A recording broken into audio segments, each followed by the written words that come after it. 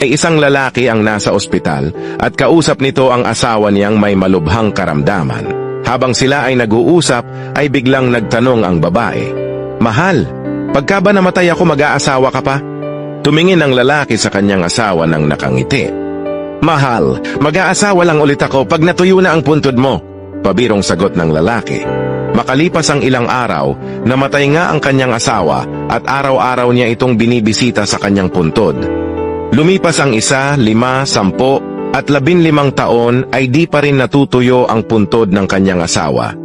Isang gabi, naisipan ng lalaki na bisitahin ang puntod ng kanyang asawa. Pagdating niya ng sementeryo, nakita niya ang bayaw niya na binubuhusan ng tubig ang puntod ng kanyang asawa.